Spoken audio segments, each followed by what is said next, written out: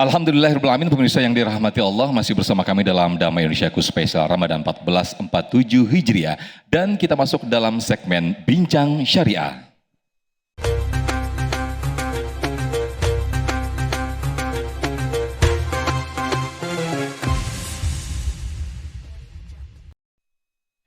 Baik, terima kasih pemirsa sudah bersama kami dan kita masuk dalam segmen Bincang Syariah bersama Adira Finance Syariah dengan tema kita yaitu disiplin angsuran dalam keuangan syariah, menjaga amanah, menguatkan sesama. Sudah bersama narasumber saya Bapak Yusron SE MBA. Nah, ini berkaitan dengan angsuran syariah. Ketika seseorang itu mengambil angsuran, namun di tengah jalan ada kendala yang tidak bisa meneruskan angsuran ini. Ini bagaimana kebijakan daripada angsuran syariah itu? Silakan Pak Yusron.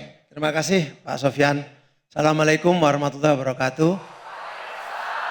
Bapak Ibu sekalian, terkait dengan pertanyaan Mas Sofyan tadi, apakah di dalam akad syariah dikenal istilah denda keterlambatan? Maka yang perlu disampaikan saat ini adalah bahwa akad syariah tidak menjadikan keterlambatan ini menjadi sumber pendapatan. Jadi ada dua hal di dalam akad syariah terkait keterlambatan ini. Yang pertama, sesuai dengan fatwa DSN nomor 129 tahun 2019, di sana disampaikan adanya istilah takwid. Takwid ini adalah biaya real yang harus dikeluarkan karena adanya keterlambatan pembayaran angsuran oleh konsumen secara tepat waktu. Nah, tentunya biaya real ini akan dibebankan kepada konsumen, gitu Mas Sofyan. Yang kedua, istilah takwid atau takzir, Yang kedua adalah istilah takzir, itu diatur di dalam fatwa DSN nomor 17 tahun 2000.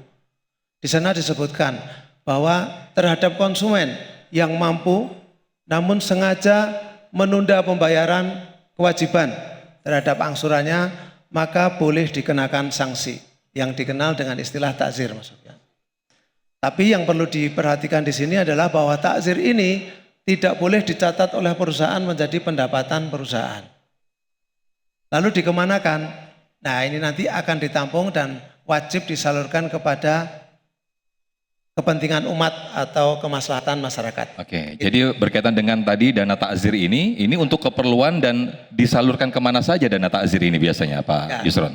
Jadi dana takzir ini secara aturan diatur di dalam fatwa DSN nomor 123 tahun 2018 terkait dengan pendapatan yang tidak boleh dicatat sebagai pendapatan. Ya, jadi dana-dana yang tadi terkumpul dari takzir itu digunakan sebagai dana kebajikan yang bisa disalurkan kepada beberapa segmen atau beberapa tempat gitu ya Pak Sofyan ya. Yang pertama bisa untuk pendidikan ya.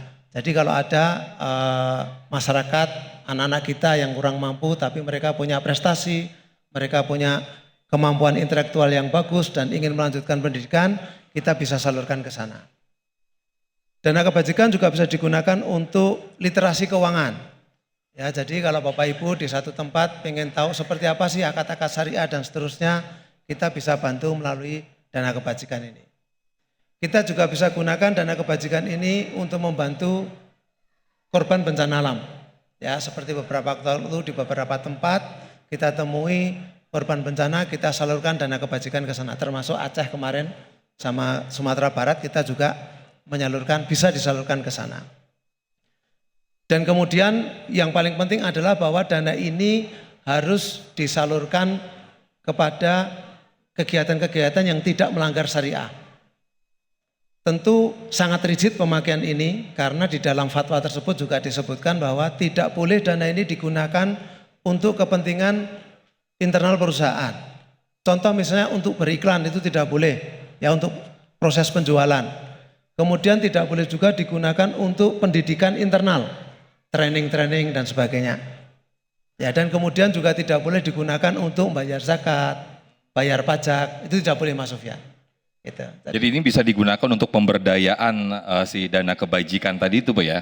Selain untuk yang tadi disebutkan, ini pemberdayaannya kemana saja Pak? Tadi selain ada sekolah, kemudian juga tadi yang lain tentang bencana, korban dan lain sebagainya. Ada lagi yang bisa dana kebajikan yang bisa diberdayakan ke tempat yang lain atau ke wilayah lain gitu Pak? Baik Mas Sofyan. Jadi dana kebajikan ini juga bisa digunakan untuk pemberdayaan kaum duafa ya dalam hal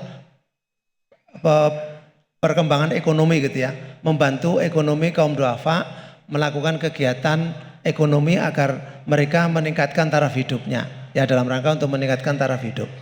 Tapi tidak cukup di situ Mas Sofyan, bahkan dana kebajikan ini juga bisa digunakan untuk konservasi alam, untuk lingkungan terbuka hijau, untuk kemudian kita membantu sumber energi terbarukan. Jadi hal-hal yang bersifat green economic atau kemudian green environment kita bisa gunakan dana kebajikan ini untuk ke sana.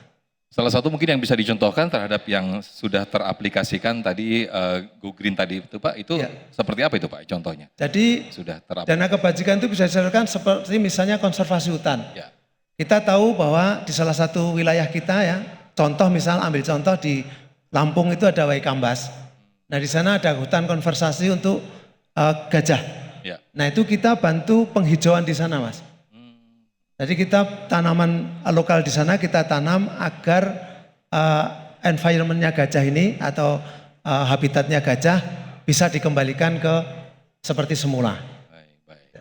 Oke, jadi ini kalau bisa kita simpulkan atau saya simpulkan pembicaraan kita singkat kita pada siang hari ini adalah tetap ada kewajiban untuk melunasi angsuran itu Pak ya. Karena seorang muslim ini sebagai seorang muslim ketika dia mendapatkan cicilan ataupun angsuran mempunyai harus kewajiban karena ini sebagai amanah begitu ya Pak ya.